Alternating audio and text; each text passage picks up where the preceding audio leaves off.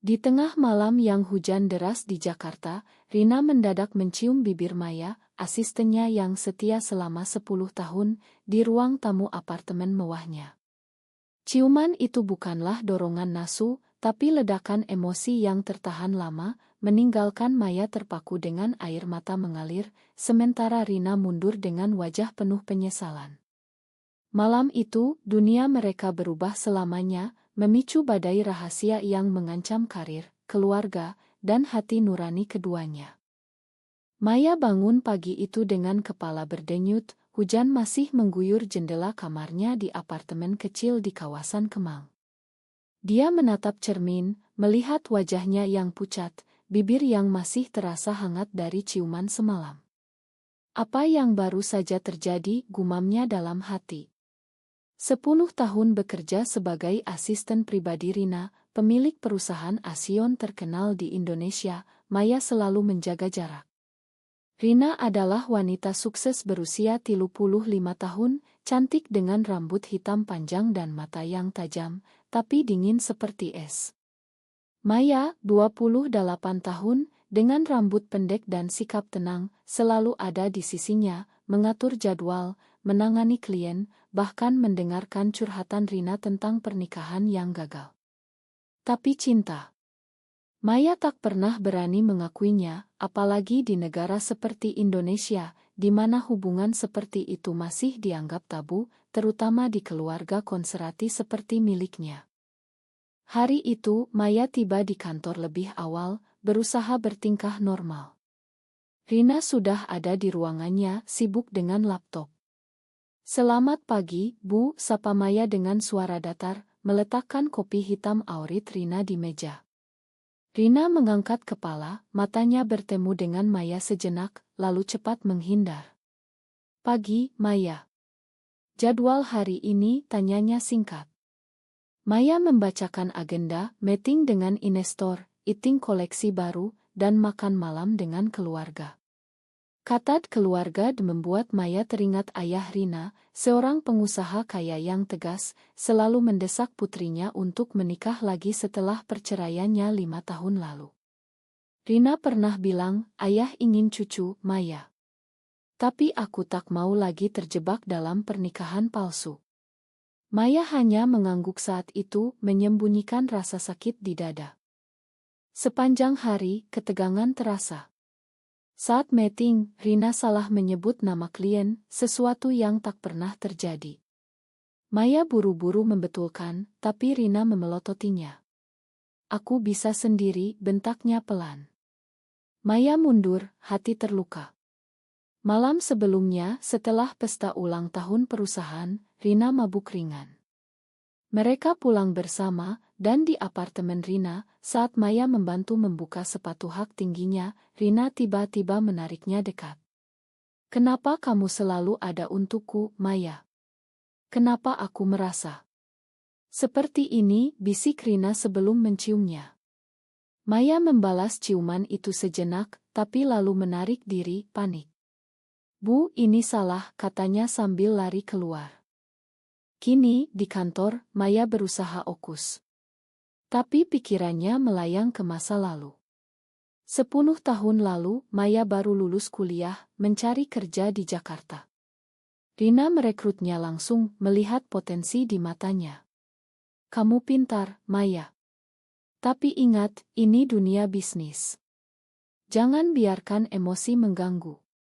Kata-kata itu Maya pegang teguh, meski perlahan dia jatuh cinta pada Rina, pada kekuatannya, kerapuhannya, pada cara Rina tersenyum saat sukses. Tapi masyarakat Indonesia, dengan norma agama dan budaya yang kuat, membuat Maya takut.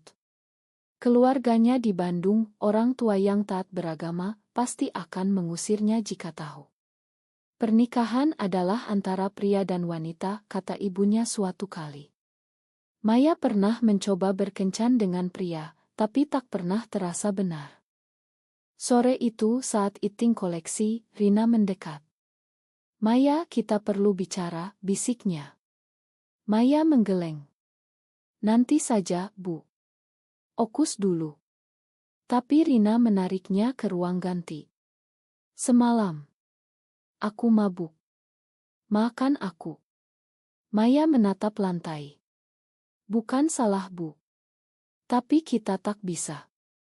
Rina menghela napas. Kenapa? Karena aku bosmu. Atau karena kita sama-sama wanita. Kata-kata itu menusuk. Maya ingin bilang bahwa dia mencintai Rina sejak lama, tapi kata-kata tersekat. Karena semuanya, Bu. Keluarga, masyarakat, karir. Rina tersenyum getir. Aku tahu. Ayahku akan marah besar jika tahu. Tapi Maya, aku merasa sesuatu. Percakapan itu terganggu oleh panggilan telepon dari ayah Rina. Rina, besok makan malam keluarga. Bawa calon suami baru, ya, tawa ayahnya. Rina mematikan telepon, wajahnya tegang. Malam itu, Maya pulang sendirian, hujan masih deras. Di rumah, dia menerima pesan dari Rina, makan aku. Jangan pergi. Maya menangis, memegang ponsel. Bagaimana dia bisa pergi? 10 tahun ini, Rina adalah segalanya. Tapi ciuman itu membuka pintu yang seharusnya tertutup. Maya tahu, ini awal dari konflik yang lebih besar. Keluarga Rina, yang kaya dan berpengaruh, tak akan menerima. Dan dirinya. Dia hanyalah asisten dari keluarga sederhana. Apa yang akan terjadi jika rahasia ini bocor? Maya berbaring, memikirkan pilihan, tinggal atau pergi, akui atau sembunyikan. Tapi hati sudah memilih, meski akal sehat berteriak tidak. Pagi berikutnya, Maya tiba di kantor dengan tekad baru. Dia akan bertingkah seperti biasa, tapi Rina sudah menunggu. Maya, kita harus bicara jujur. Maya mengangguk, tapi sebelum kata-kata keluar, pintu terbuka. Adik Rina, Lila, masuk dengan senyum lebar. Kak, ayah suruh aku jemput. Malam ini makan malam keluarga, dan ada tamu spesial, calon suami untukmu. Rina memucat, Maya merasa dunia runtuh. Tamu spesial itu adalah Andi, pengusaha muda yang ayah Rina pilih. Maya mundur, hati hancur. Ini baru permulaan. Makan malam keluarga itu berlangsung di rumah besar ayah Rina di kawasan Menteng, Jakarta. Rina duduk di samping Andi, pria berusia 32 tahun dengan senyum percaya diri, sementara Maya, yang diundang sebagai asisten setia, duduk di ujung meja, berusaha tak menatap. Ayah Rina, Pak Budi, mengangkat gelas. Untuk Rina dan Andi, semoga ini awal yang baik. Semua tepuk tangan, kecuali Maya yang memaksakan senyum. Hatinya bergejolak, ciuman 2 malam lalu masih membara di ingatannya, tapi kini Rina tertawa bersama Andi, seolah tak ada apa-apa. Setelah makan, keluarga berkumpul di ruang keluarga. Ibu Rina, Bu Siti, mendekati Maya. Maya, kamu sudah seperti keluarga. Terima kasih telah jaga Rina selama ini. Maya mengangguk, tapi matanya tak bisa lepas dari Rina yang berbincang dengan Andi. Bagaimana perusahaanmu, Andi? Tanya Rina sopan. Andi menceritakan bisnisnya, tangan sesekali menyentuh lengan Rina. Maya merasa cemburu membara, tapi dia ingat posisinya hanya asisten. Malam itu saat pulang, Rina mengantar Maya ke mobil. Makan aku, Maya. Ini tuntutan keluarga. Maya menatapnya. Bu, kalau begini, lebih baik aku mundur. Rina memegang tangannya. Jangan. Aku butuh kamu. Sentuhan itu membuat Maya goyah, tapi dia tarik tangan. Bu, ini salah. Kita tak bisa lawan masyarakat. Keesokan harinya, di kantor, suasana tegang. Rina menerima panggilan dari ayahnya lagi. Rina, Andi suka kamu. Pikirkan baik-baik. Kamu sudah 35, jangan buang waktu. Rina melempar ponsel, marah. Maya masuk, membawa dokumen. Bu, ini kontrak baru. Rina menatapnya lama. Maya, apa kamu pernah merasakan seperti aku? Maya terdiam. Ini saatnya jujur. Ya, Bu. Sejak lama. Tapi aku takut. Keluargaku di Bandung, mereka tak akan paham. Indonesia ini penuh prasangka. Rina mendekat. Aku juga takut. Perceraianku dulu karena aku tak bisa cinta suamiku. Aku lebih suka wanita. Pengakuan itu membuat Maya terkejut. Ternyata Rina punya rahasia serupa. Mereka berpelukan sejenak, tapi lalu pisah. Kita harus hati-hati, kata Rina. Hari-hari berikutnya, hubungan mereka berubah. Pertemuan rahasia di apartemen Rina, bicara hati ke hati. Maya menceritakan masa kecilnya, bagaimana dia sadar suka sesama jenis saat SMA, tapi sembunyikan karena takut diusir. Rina cerita tentang pernikahannya yang gagal, tekanan ayah untuk punya anak. Aku ingin bebas, Maya. Tapi keluarga ini. Mereka kendalikan hidupku. Suatu malam, mereka hampir mencium lagi, tapi Maya mundur. Bu, kalau ketahuan, karirmu hancur. Aku bisa kehilangan segalanya. Rina mengangguk, tapi matanya penuh hasrat. Konflik mulai muncul. Lila, adik Rina, curiga. Kak, kenapa kamu sering bersama Maya? Andi tanya-tanya. Rina mengelak. Dia asistenku. Tapi Lila tak puas. Di kantor, rumor mulai beredar. Seorang karyawan, Tia, melihat mereka berdua keluar bersama malam-malam. Bu Rina dan Maya kayak deket banget, bisiknya ke rekan. Maya dengar, panik. Dia hubungi ibunya di Bandung. Ma, aku baik-baik saja. Tapi ibunya tanya, kapan nikah, nak? Umurmu sudah 28. Maya menangis setelah telepon. Tekanan itu nyata, masyarakat Indonesia, dengan undang-undang yang ambigu tentang tapi norma sosial yang keras. Banyak teman Maya yang diusir keluarga karena hal serupa. Suatu hari, ayah Rina datang ke kantor tak diundang. Rina, aku sudah atur pertemuan lagi dengan Andi. Kamu harus serius. Rina marah. Ayah, aku tak mau. Pak Budi memelototi. Kamu ingin perusahaan ini jatuh. Andi bisa bantu ekspansi. Maya saksikan dari jauh, hati sakit.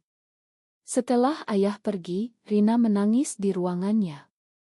Maya masuk, memeluknya. Bu, mungkin kita harus berhenti. Rina menggeleng. Aku tak bisa tanpa kamu. Saat itu, mereka mencium lagi, lebih dalam, tapi penuh rasa takut. Maya tahu, ini pilihan salah, tapi hati tak peduli. Malam itu, Maya dapat pesan dari Lila, aku tahu rahasiamu dengan Kak Rina. Hati-hati. Maya gemetar. Pengkhianatan mulai mengintai. Dia cerita ke Rina, yang marah. Lila tak boleh tahu. Tapi terlambat. Lila mulai ikut campur, menelepon Andi untuk dorong pernikahan. Rina terjebak, harus pilih keluarga atau cinta.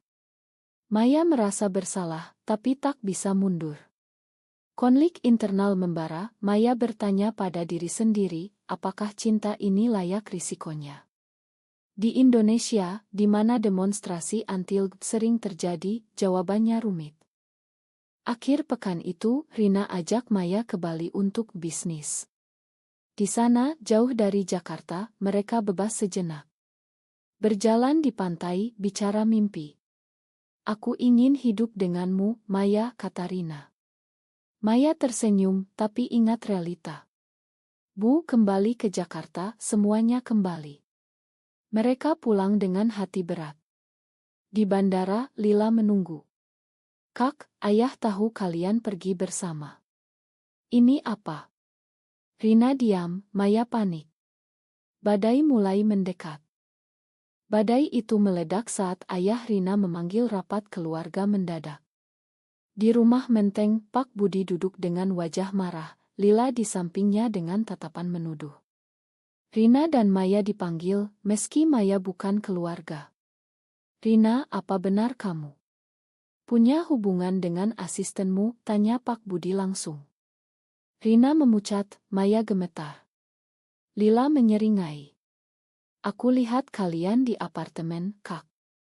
Dan pesan-pesanmu. Pengkhianatan adik sendiri menusuk hati Rina. Lila, kenapa kamu lakukan ini? Tanya Rina dengan suara gemetar. Lila menjawab dingin, untuk keluarga. Kamu harus nikah dengan Andi, bukan? Ini. Kata ini penuh hina, mencerminkan prasangka masyarakat Indonesia terhadap Lut. Rina berdiri tegak.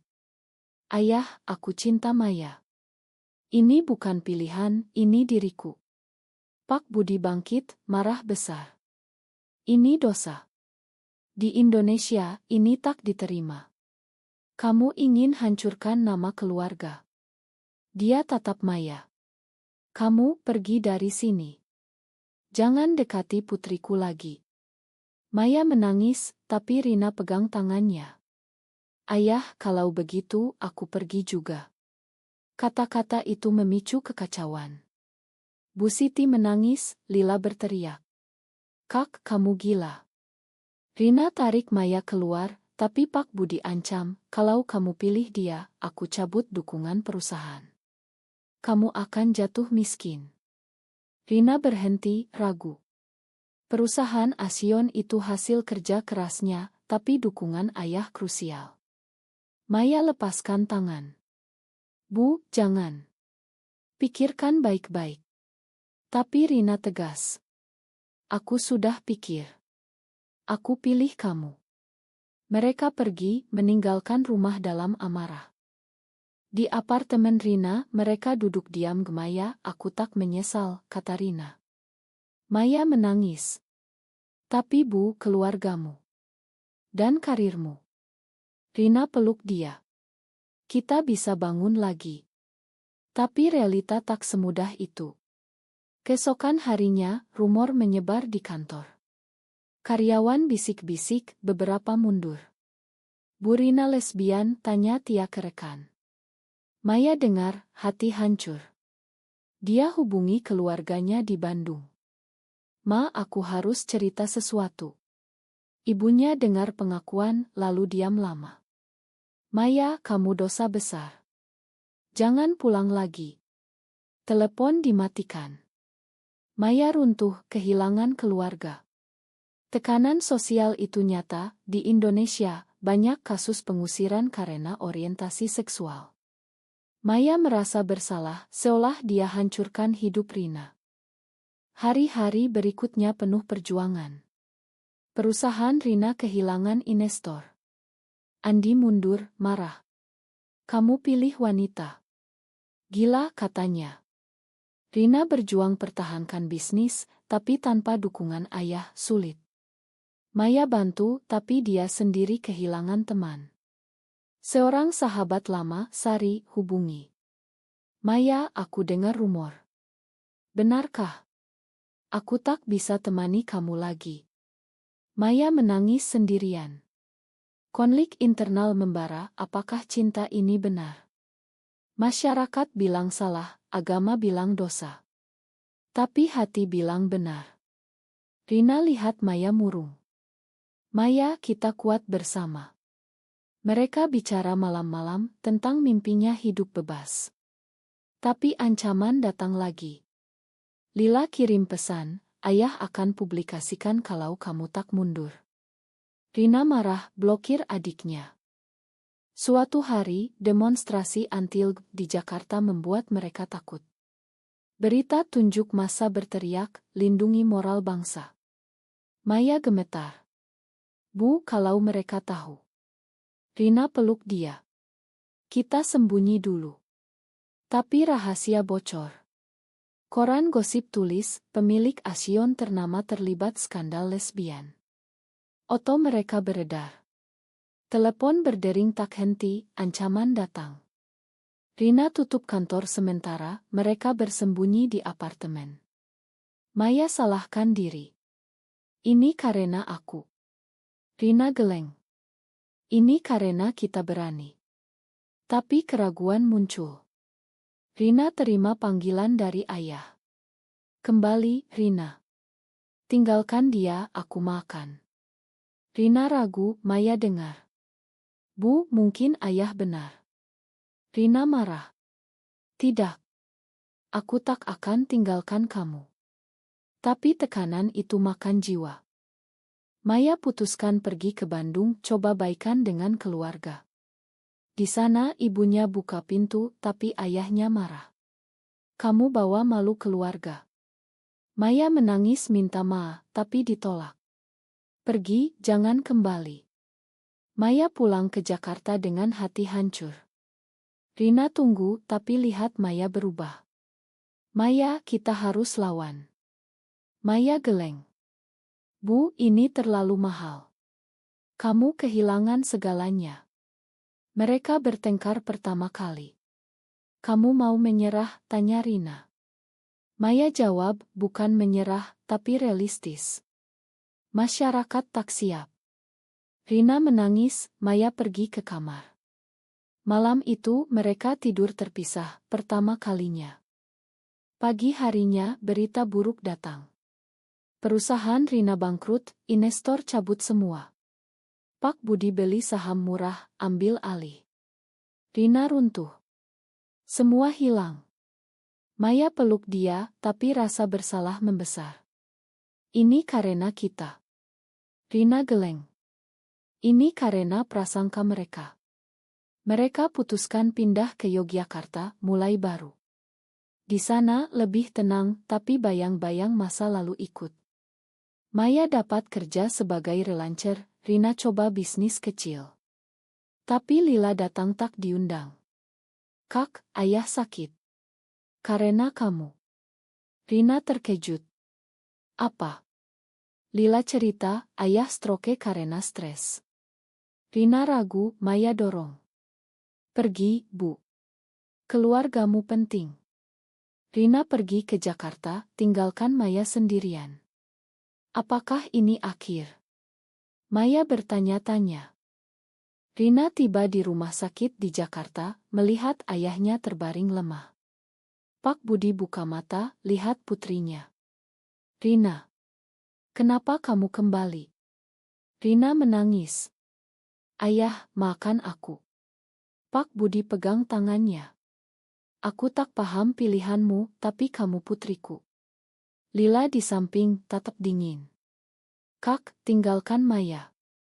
Ayah bisa sembuh kalau kamu nikah dengan Andi. Rina geleng. Tidak, Lila. Aku tak bisa bohong lagi. Pak Budi menghela napas. Rina, Indonesia ini sulit. Tapi kalau itu bikin kamu bahagia. Kata-kata itu tak selesai, tapi memberi harapan. Rina cerita tentang Maya, tentang cinta mereka. Ayah dengar, tak marah seperti dulu. Pikirkan baik-baik. Keluarga ini tak mau kehilanganmu. Rina pulang ke Yogyakarta dengan hati campur aduk. Maya tunggu cemas. Bagaimana, Bu? Rina cerita. Ayah mulai paham, tapi Lila masih benci. Mereka bicara panjang tentang masa depan. Kita bisa kembali ke Jakarta, mulai lagi, kata Rina. Maya ragu. Tapi masyarakat. Rumor. Rina jawab, kita lawan bersama. Tapi konflik belum selesai. Di Yogyakarta, tetangga mulai curiga. Dua wanita tinggal bersama. Aneh, bisik mereka. Maya dengar, takut. Suatu malam, batu dilempar ke jendela mereka, dengan catatan, pergi, lesbian. Mereka lapor polisi, tapi polisi bilang, ini urusan moral, bukan kriminal. Kekecewaan itu dalam. Di Indonesia, perlindungan untuk minim, meski ada gerakan hak asasi. Maya merasa terancam, ingat demonstrasi di Jakarta. Rina putuskan kembali ke bisnis. Dia hubungi mantan klien, coba bangun merek baru. Aku tak akan kalah, katanya. Maya bantu desain logo. Tapi tekanan internal kembali. Maya mimpi buruk tentang keluarganya, tentang diusir. Dia hubungi ibunya lagi, tapi tak diangkat. Bu, aku merasa sendirian, kata Maya ke Rina. Rina peluk dia. Kamu punya aku. Tapi Rina sendiri ragu. Ayah hubungi Rina kembali.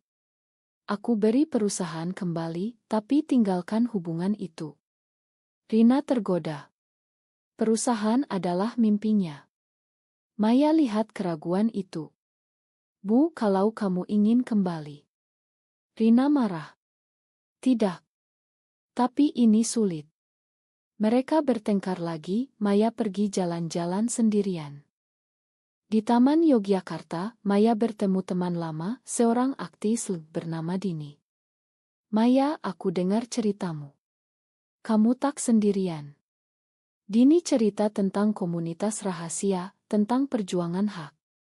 Di Indonesia, kita harus bersatu. Maya terinspirasi, pulang dengan semangat baru. Bu, kita bisa bergabung dengan gerakan. Rina setuju. Mereka ikut pertemuan online, dengar cerita orang lain. Satu cerita tentang wanita diusir keluarga, mirip Maya. Itu buat mereka kuat. Tapi Lila tak berhenti. Dia kirim email ancam, aku akan publikasikan foto kalian. Rina balas, lakukan, aku tak takut lagi. Tapi hati Rina goyah. Puncak konflik datang saat ayah Rina sakit lagi. Rina pergi ke Jakarta, Maya ikut. Di rumah sakit, Pak Budi bicara lemah. Rina, aku salah. Aku tak mau kehilanganmu karena prasangka. Dia tatap Maya. Maya, maafkan aku. Maya menangis, maafkan. Tapi Lila marah.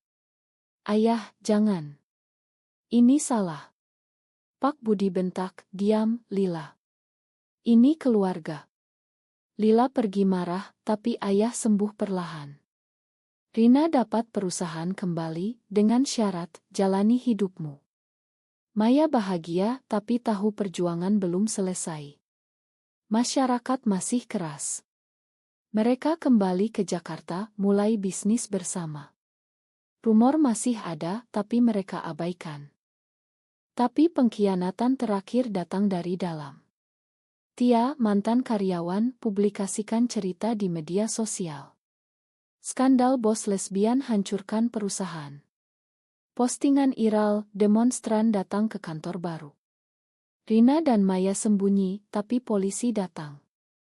Ini untuk keamanan. Mereka pindah lagi ke Bali. Di sana mereka mulai hidup tenang, bisnis online. Maya tulis buku tentang pengalaman anonim. Ini untuk orang seperti kita, katanya. Rina dukung. Tapi kerinduan keluarga muncul. Maya hubungi ibunya lagi, kali ini diangkat. Ma, aku minta maaf. Ibunya menangis. Nak, aku pikir-pikir. Pulanglah. Maya bahagia pergi ke Bandung. Keluarga pelan-pelan terima, meski sulit. Kembali ke Rina, mereka nikmati kedamaian. Tapi Maya tanya, Bu, apa kita benar? Rina jawab, ya, karena kita bahagia. Mereka rencanakan masa depan, mungkin adopsi, tapi tahu tantangan besar. Di Indonesia, pernikahan sesama jenis tak legal, tapi cinta mereka kuat. Lila akhirnya hubungi, Kak, maafkan aku. Aku salah. Rina makan, keluarga bersatu lagi. Tapi harga yang dibayar mahal, karir terganggu, hati terluka, tapi mereka bangkit. Hidup di Bali membawa kedamaian sementara bagi Rina dan Maya. Mereka jalani bisnis kecil, desain asion online, jauh dari hiruk-pikuk Jakarta. Rina kini lebih bebas, sering tersenyum melihat Maya bekerja. Kamu adalah segalanya bagiku, katanya suatu pagi, sambil minum kopi di teras menghadap pantai. Maya balas senyum, tapi matanya masih menyimpan bayang-bayang masa lalu. Bu, kita sudah bayar mahal. Keluarga, teman, karir. Rina angguk. Tapi kita dapatkan kebebasan. Kebebasan itu rapuh di Indonesia, di mana undang-undang anti-LGBT mengintai, meski gerakan hak asasi tumbuh. Mereka ikut komunitas lokal, bantu orang lain yang alami hal serupa. Suatu hari, berita datang, ayah Rina meninggal. Rina terbang ke Jakarta, Maya ikut. Di pemakaman, keluarga berkumpul. Lila peluk Rina. Kak, ayah bangga padamu di akhir. Rina menangis, ingat kata-kata ayah. Warisan dibagi, Rina dapat bagian perusahaan. Aku akan jalani dengan caraku, katanya. Maya dukung, tapi lihat Lila masih ragu. Maya, kamu benar-benar buat Kak bahagia, tanya Lila pelan. Maya angguk. Ya, dan dia buat aku juga. Lila tersenyum tipis, mungkin mulai paham. Keluarga pelan-pelan terima, meski tak sepenuhnya. Bu Siti undang mereka makan malam. Datanglah sesekali. Itu langkah kecil, tapi berarti. Kembali ke Bali, Maya terima kabar dari keluarganya. Ayahnya sakit, minta maaf. Maya pergi ke Bandung. Nak, aku salah. Aku takut masyarakat, tapi kamu putriku. Maya menangis, makan. Keluarga bersatu lagi, dengan syarat, jangan publikasikan. Maya setuju, tahu perubahan butuh waktu. Di Indonesia, banyak keluarga seperti ini berjuang antara cinta dan norma. Maya kembali ke Rina dengan hati ringan. Kita menang, Bu. Rina peluk dia. Ya, tapi perjuangan terus. Bisnis mereka berkembang. Rina luncurkan koleksi baru, inklusi untuk semua. Media liput positif, meski ada kritik. Asion untuk klub. Ini propaganda, tulis netizen. Tapi dukungan lebih banyak. Mereka dapat penghargaan dari komunitas hak asasi. Di acara itu, Rina pidato, cinta tak kenal gender. Kita harus berubah. Maya bangga, tapi ingat harga, 10 tahun diam, ciuman yang ubah segalanya, pengkhianatan, kehilangan. Apakah layak? Ya, karena mereka bangkit.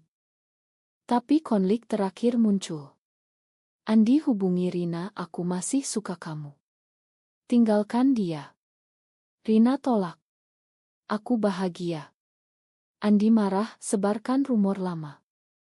Media gosip bangkit lagi. Demonstran kecil datang ke toko online mereka. Rina dan Maya tutup sementara, tapi tak menyerah. Mereka pindah ke Jakarta lagi, lebih kuat. Keluarga dukung. Lila bahkan bantu bisnis. Kak, aku salah dulu. Rina makan sepenuhnya. Maya lihat perubahan, dari pengkhianatan ke penerimaan. Akhirnya, di ulang tahun Maya, Rina berlutut. Maya, meski tak legal, maukah kamu jadi pasanganku selamanya? Maya menangis bahagia. Ya. Mereka rayakan pribadi dengan teman komunitas. Hidup tak sempurna, tapi mereka pilih jalan ini. Tekanan masyarakat masih ada, tapi cinta mereka lebih besar. Maya renung, apakah semua pengorbanan ini benar? Di negara yang perlahan berubah, mungkin ya.